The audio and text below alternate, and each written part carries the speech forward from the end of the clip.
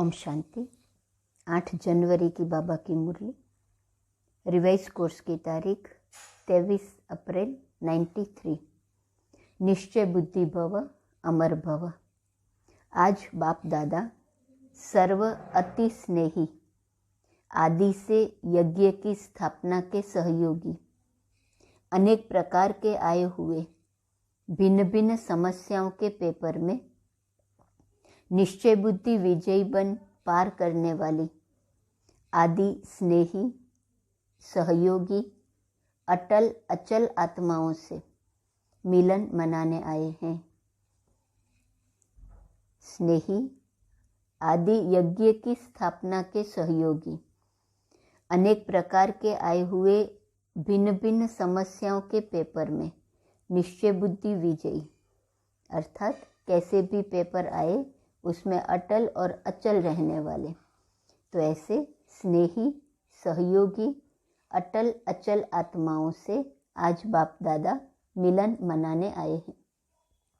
निश्चय की सब्जेक्ट में पास हो चलने वाले बच्चों के पास आए हैं। यह निश्चय चाहे इस पुरानी जीवन में चाहे अगले जीवन में भी सदा विजय का अनुभव कराती रहेंगी। निश्चय का अमर भव का वरदान सदा साथ रहे। विशेष आज जो बहुत काल की अनुभवी बुजुर्ग आत्माएं हैं, उन्हों के याद और स्नेह के बंधन में बंध कर बाप आए हैं। निश्चय की मुबारक हो। एक तरफ यज्ञ अर्थात पांडवों के किले की जो नींव अर्थात फाउंडेशन आत्माएं हैं, वह भी सभी सामने हैं, और दूसरे तरफ अनुभवी आदि आत्माएं इस पांडवों के किले की दीवार की पहली ईंटें हो। फाउंडेशन भी सामने है और आदि ईंटें जिनके आधार पर यह किला मजबूत बन विश्व की छत्र छाया बना, वह भी सामने है। तो जैसे बाप ने बच्चों के स्नेह में जी हजूर हाजिर करके दिखाया, बच्चों ने याद किया कि आज बाबा आना चाहिए, तो बाबा ने बच्चों के स्नेह में जी हजूर जी हाजिर करके दिखाया। ऐसे ही सदा बाप दादा और निमित्त आत्माओं की श्रीमत व डायरेक्शन को सदा जी हाजिर करते रहना। कभी भी व्यर्थ मनमत व परमत नहीं मिलाना। हाजिर हजूर को जान श्रीमत पर उड़ते चलो। समझा? अच्छा, सॉल्ट मुरली बाबा की आज की, लेकिन इस सॉल्ट में स्वीट बात बाबा ने बता दी है। एक ही पाठ पका रहे हाँ जी का। मम्मा कैसे बने? तो मम्मा ने कहा मेरा हाँ जी का पाठ पक्का रहा। सभी दादियाँ सुनाते हैं मम्मा ने हाँ जी किया, उसे हाँ जी के पाठ पर वो आगे निकल गई। तो बस आज भी बाबा कह रहे हैं जी हाजिर जी हजूर। जैसे बाबा बच्चों के स्नेह के बंधन में बंधकर जी हाजिर किया, ऐसे बाप दादा और निमित्त आत्माओं की श्रीमत व डायरेक्शन को जी हाँ करते रहना। मधुबन निवासियों को सेवा की मुबारक देते हुए बाप दादा बोले, अच्छा, विशेष मधुबन निवासियों को बहुत बहुत मुबारक हो। सारा सीजन अपनी मधुरता और अथक सेवा से सर्व की सेवा के निमित्त बने। तो सबसे पहले सारी सीजन में निमित्त सेवाधारी विशेष मधुबन निवासियों को बहुत बहुत मुबारक। मधुबन है ही मधु अर्थात मधुरता। तो मधुरता सर्व को बाप के स्नेह में लाती है। इसलिए चाहे हॉल में हो चाहे चले गए हो, लेकिन सभी को विशेष एक एक डिपार्टमेंट को बाप दादा विशेष मुबारक सेवा की दे रहे हैं और सदा अथक भव, मधुर भव के वरदानों से बढ़ते चलो, उड़ते चलो। तो मधुबन निवासियों को बाबा ने वरदान दिया, अथक भव, मधुर भव। आदि स्नेही और आदि सहयोगी आत्माओं को बाबा ने वरदान दिया, निश्चय बुद्धि भव, अमर भव। अब है पर्सनल मुलाकात अव्यक्त बाप दादा की। पहली मुलाकात है, अलबेलापन कमजोरी लाता है, इसलिए अलर्ट रहो। सभी संगम युगी श्रेष्ठ आत्माएं हो ना। संगम युग की विशेषता क्या है जो किसी भी युग में नहीं है? संगम युग की विशेषता है, एक तो प्रत्यक्ष फल मिलता है और एक का पदम गुणा प्राप्ति का अनुभव इसी जन्म में ही होता है। संगम युग की विशेषता, प्रत्यक्ष फल मिलता है और एक का पदम गुणा मिलता है। अगर 1 सेकंड भी हिम्मत रखते हो तो मदद कितने समय तक मिलती रहती है। किसी एक की भी सेवा करते हो तो खुशी कितनी मिलती है। प्रत्यक्ष फल कैसे संगम युग में मिलता है? 1 सेकंड भी हिम्मत रखते हो, कितनी मदद मिलती है। एक की भी सेवा करते हो, कितनी खुशी मिलती है।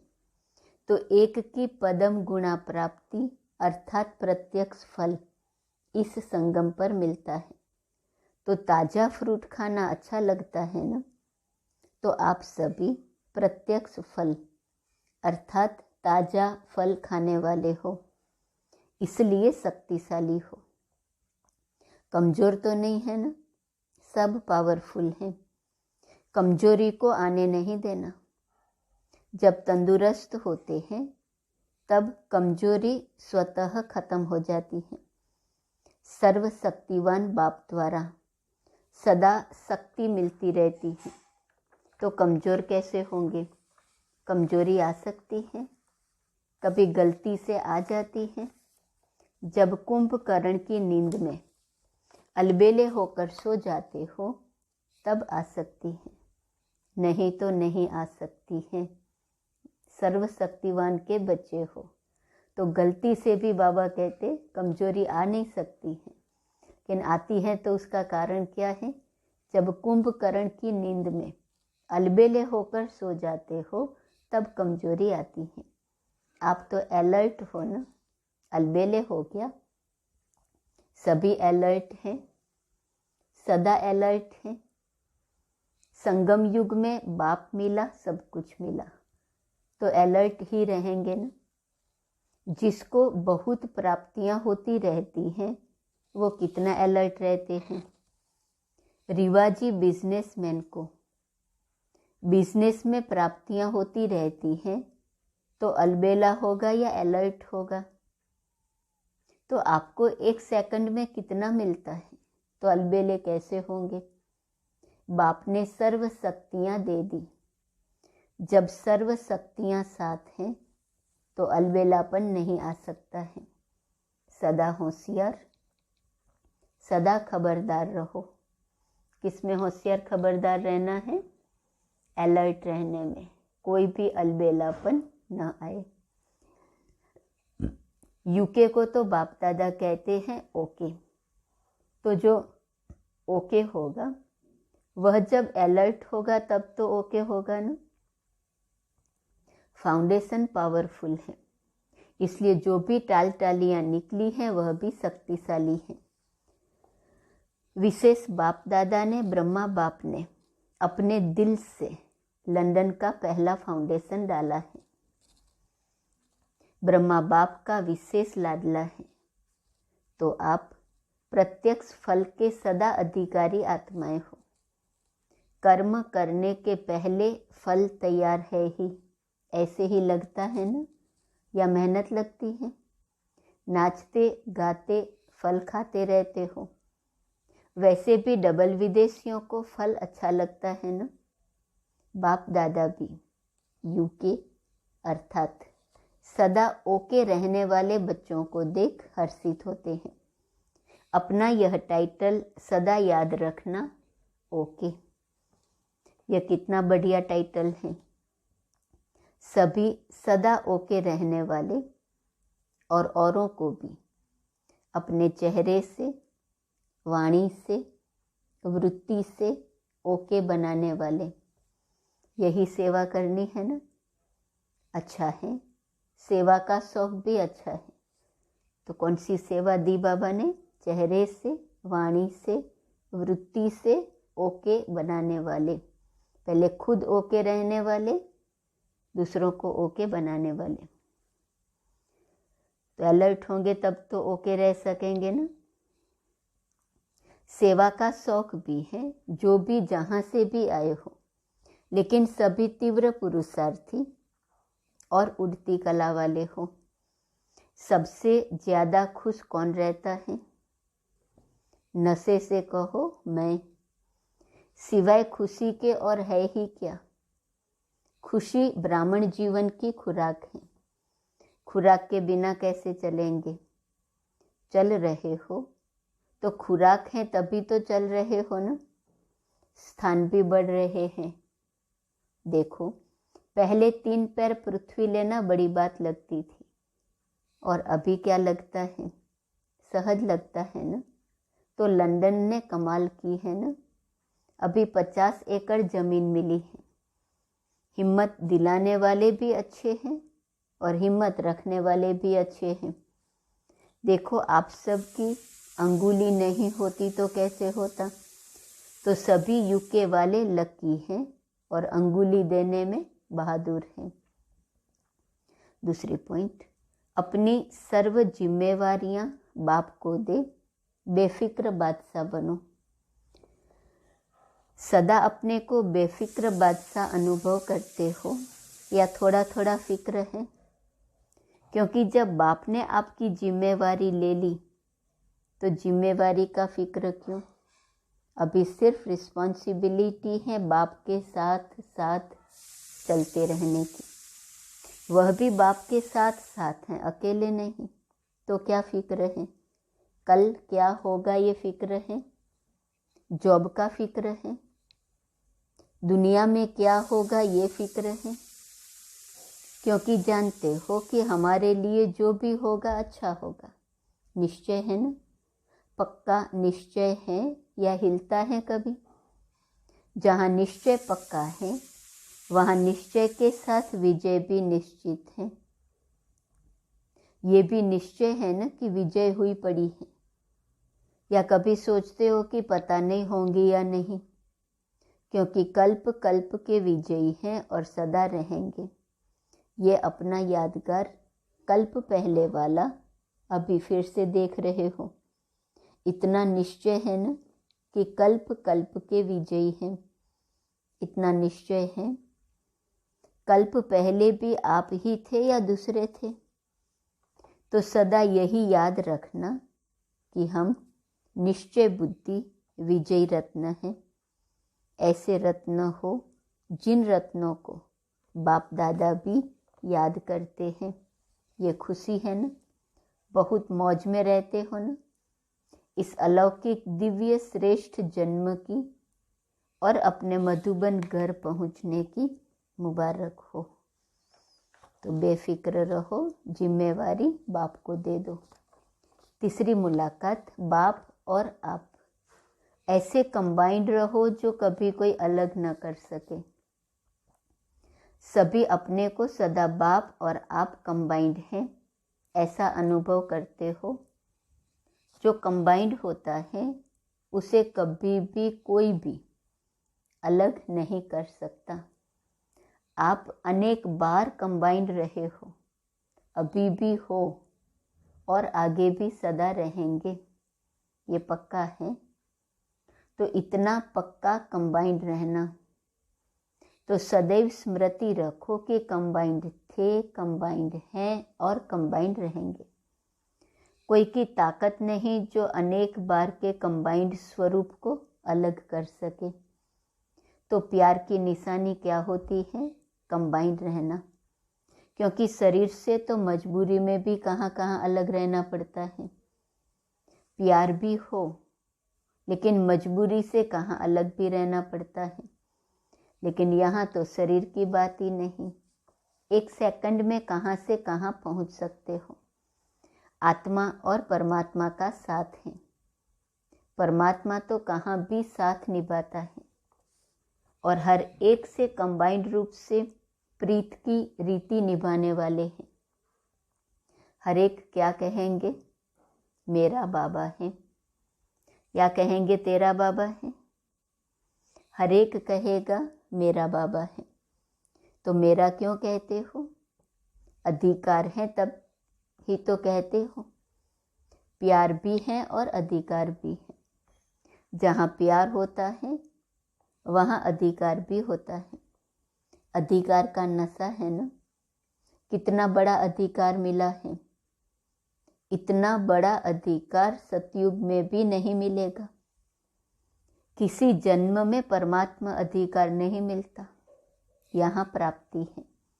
प्रारब्ध सतयुग में है, लेकिन प्राप्ति का समय अभी है। तो जिस समय प्राप्ति होती है उस समय कितनी खुशी होती है। प्राप्त हो गया फिर तो कॉमन बात हो जाती है, लेकिन जब प्राप्त हो रहा है उस समय का नशा और खुशी अलौकिक होती है। तो कितनी खुशी और नशा है, क्योंकि देने वाला भी बेहद का है। तो दाता भी बेहद का है और मिलता भी बेहद का है। तो मालिक किसके हो, हद के या बेहद के? तीनों लोक अपने बना दिए हैं। मूल वतन, सूक्ष्म वतन हमारा घर है और स्थूल वतन में तो हमारा राज्य आने वाला ही है। तीनों लोकों के अधिकारी बन गए। तो क्या कहेंगे? अधिकारी आत्माएं। कोई अप्राप्ति है तो क्या गीत गाते हो? पाना था वह पा लिया, अभी कुछ पाने को नहीं रहा। तो ये गीत गाते हो। या कोई अप्राप्ति है, पैसा चाहिए, मकान चाहिए, नेता की कुर्सी चाहिए? कुछ नहीं चाहिए, क्योंकि कुर्सी होंगी तो भी एक जन्म का भी भरोसा नहीं। और आपको कितनी गारंटी है? 21 जन्म की गारंटी है। गारंटी कार्ड माया तो चोरी नहीं कर लेती है। जैसे यहाँ पासपोर्ट खो लेते हैं तो कितनी मुश्किल हो जाती है, तो गारंटी कार्ड माया तो नहीं ले लेती है, छुपा छुपी करती है। फिर आप क्या करते हो? लेकिन ऐसे शक्तिशाली बनो जो माया की हिम्मत नहीं, गारंटी कार्ड चुराने की माया की हिम्मत न रहे, ऐसे शक्तिशाली बनो। 21 जन्मों की प्राप्ति की गारंटी। तो ये गारंटी कार्ड सदा अपने पास रखना है। चौथी मुलाकात है, हर कर्म त्रिकालदर्शी बनकर करो। सभी अपने को तख्त नसीन आत्माएं अनुभव करते हो। अभी तख्त मिला है या भविष्य में मिलना है? क्या कहेंगे? सभी तख्त पर बैठेंगे। दिल तख्त तो बड़ा है, लेकिन सतयुग के तख्त पर एक समय में कितने बैठेंगे? तख्त पर भले कोई बैठे, लेकिन तख्त अधिकारी रॉयल फैमिली में तो आएंगे ना। तख्त पर इकट्ठे तो नहीं बैठ सकेंगे। इस समय सभी तख्त नसीन हैं, इसलिए इस जन्म का महत्व है। जितने चाहे जो चाहे दिल तख्त नसीन बन सकते हैं। इस समय और कोई तख्त है? कौन सा है? अकाल तख्त। आप अविनाशी आत्मा का तख्त यह भ्रकुटी है। तो भ्रकुटी के तख्त नसीन भी हो और दिल तख्त नसीन भी हो। डबल तख्त है ना। नशा है कि मैं आत्मा भ्रकुटी के अकाल तख्त नसीन हूँ। तख्त नसीन आत्मा का स्व पर राज्य है, इसलिए स्वराज्य अधिकारी है। स्वराज्य अधिकारी हूँ यह स्मृति सहज ही बाप द्वारा सर्व प्राप्ति का अनुभव कराएंगे। तो तीनों ही तख्त की नॉलेज है। नॉलेजफुल हो ना, पावरफुल भी हो या सिर्फ नॉलेजफुल हो। जितने नॉलेजफुल हो उतने ही पावरफुल हो, या नॉलेजफुल अधिक पावरफुल कम, नॉलेज में ज़्यादा होशियार हो। नॉलेजफुल और पावरफुल दोनों ही साथ साथ, तो तीनों तख्त की स्मृति सदा रहे। ज्ञान में तीन का महत्व है। त्रिकालदर्शी भी बनते हैं, तीनों काल को जानते हो, या सिर्फ वर्तमान को जानते हो। कोई भी कर्म करते हो तो त्रिकालदर्शी बनकर कर्म करते हो, या सिर्फ एकदर्शी बनकर कर्म करते हो। क्या हो, एकदर्शी या त्रिकालदर्शी? तो कल क्या होने वाला है वह जानते हो? कहो, हम यह जानते हैं कि कल जो होगा वह बहुत अच्छा होगा। ये तो जानते हो ना, तो त्रिकालदर्शी हुए ना। जो हो गया वो भी अच्छा, जो हो रहा है वह और अच्छा, और जो होने वाला है वह और बहुत अच्छा। यह निश्चय है ना कि अच्छे से अच्छा होना है, बुरा हो नहीं सकता। क्यों? अच्छे से अच्छा बाप मिला, अच्छे से अच्छे आप बने, अच्छे से अच्छे कर्म कर रहे हो, तो सब अच्छा है ना, कि थोड़ा बुरा थोड़ा अच्छा है। जब मालूम पड़ गया कि मैं श्रेष्ठ आत्मा हूँ, तो श्रेष्ठ आत्मा का संकल्प बोल कर्म अच्छा होगा ना। तो यह सदा स्मृति रखो कि कल्याणकारी बाप मिला तो सदा कल्याण ही कल्याण है।